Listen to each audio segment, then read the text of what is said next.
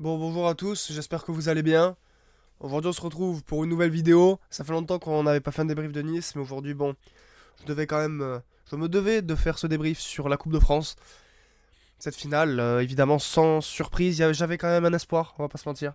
Je pensais que le groupe allait tenir et faire quelque chose.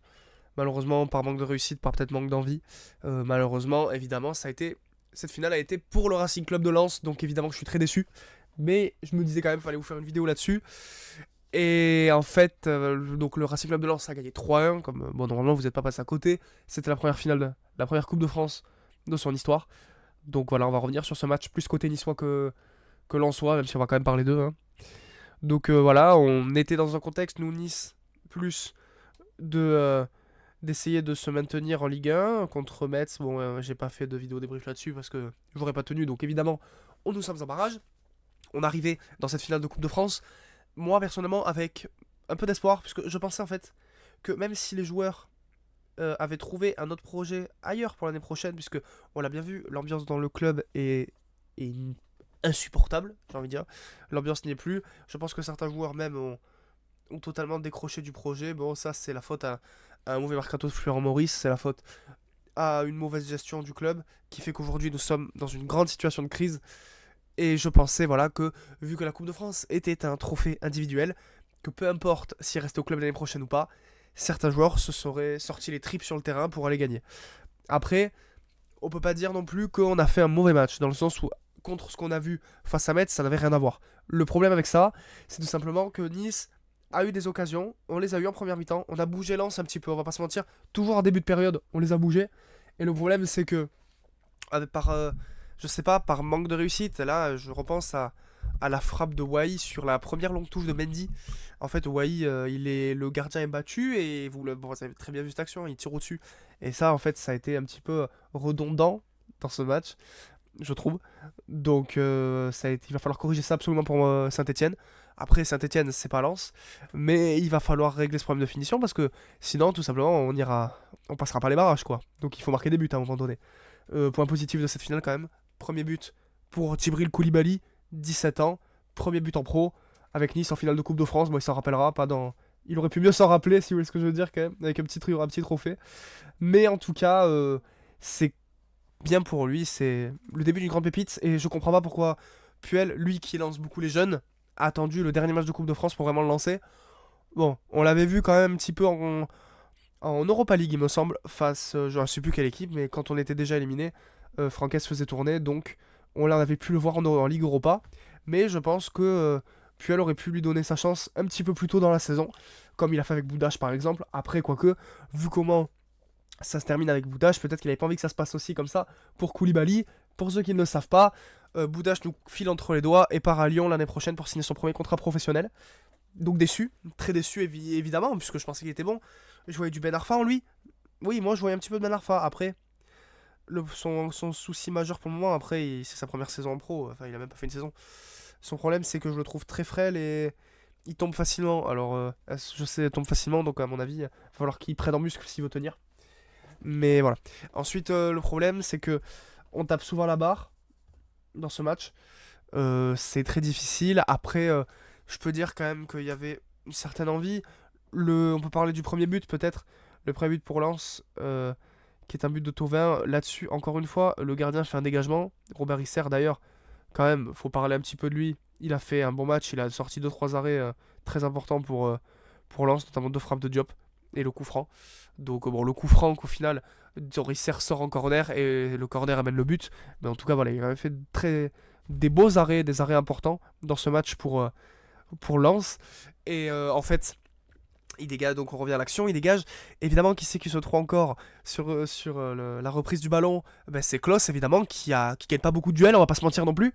Hein, ça c'est son petit truc, il attendait la sélection d'équipe de France. Ben, t'inquiète pas qu'il va encore attendre longtemps.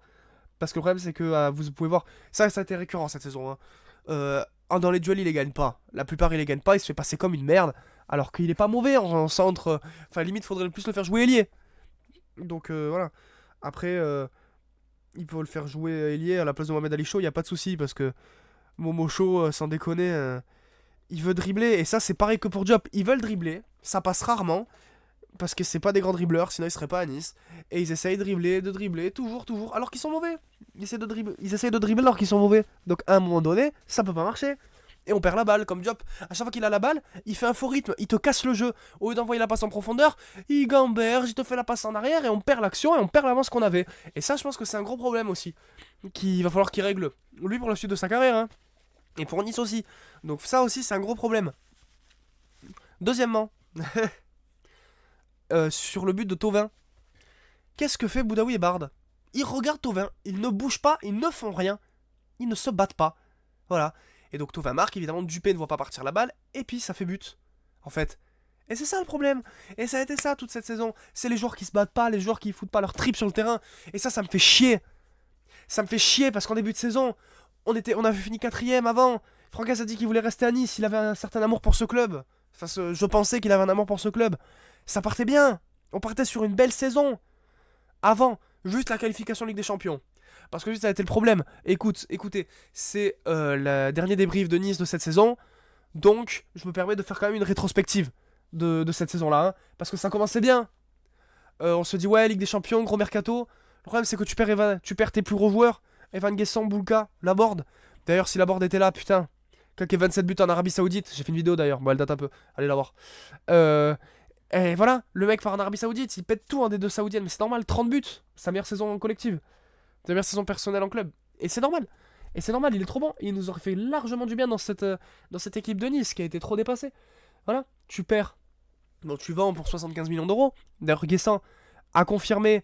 Il faut que je regarde, mais le mec il peut gagner Europa League et Coupe de France. Europa League et Conference League de la même année, puisque à Aston Villa, il a joué des matchs d'Europa et puis après il est parti en prêt à Crystal Palace, qui est en finale de la Conference League. Donc je sais pas. Mais en tout cas, moi ça me. En fait, c'est déroutant parce que t'aimes ton club et tu le vois sombrer. C'est grave. Surtout quand on a quand même des grosses attentes envers ce club, puisque les gros dirigeants depuis toujours nous promettent monts et merveilles.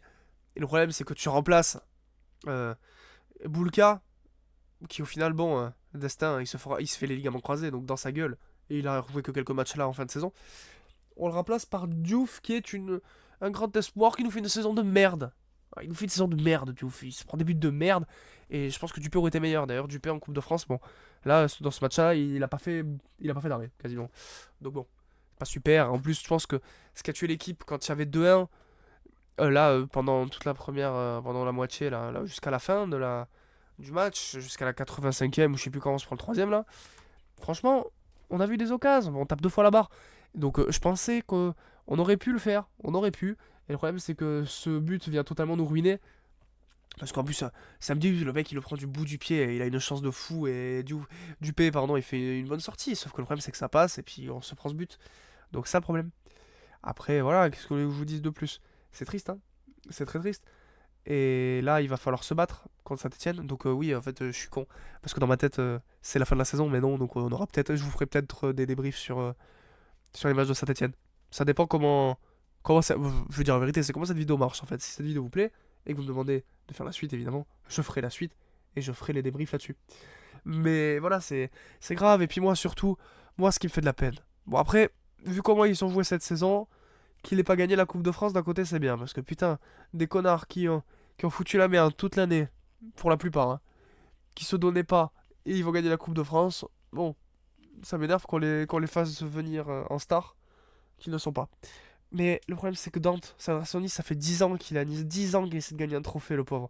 Et là, son interview d'après-match, elle est déchirante. Elle est déchirante, le mec. Il en peut plus, il a donné sa vie au club. 10 ans à défendre les mêmes maillots et tout ça parce que ça marche pas, parce qu'on n'a pas de réussite, parce que des mauvais choix de coach, des mauvais choix de dirigeants. Le mec, il a réussi à rien gagner. Et c'est terrible pour lui. Et là, il était au bord des larmes. Donc c'est terrible. Donc voilà, mais il faut relever la tête. Après, je comprends Puel qui dit que c'est ce qu'il a vu aujourd'hui, enfin ce qu'il a vu hier, c'était bien. Dans le sens où on a montré un peu plus de personnalité.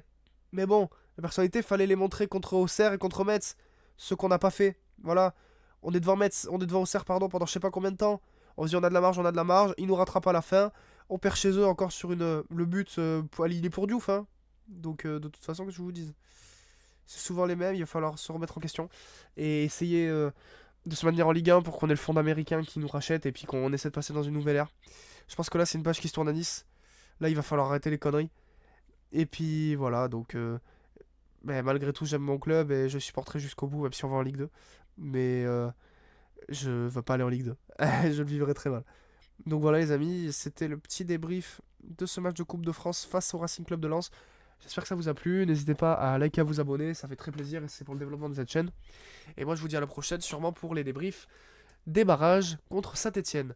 Allez, c'était MyTix, allez portez-vous bien, ciao.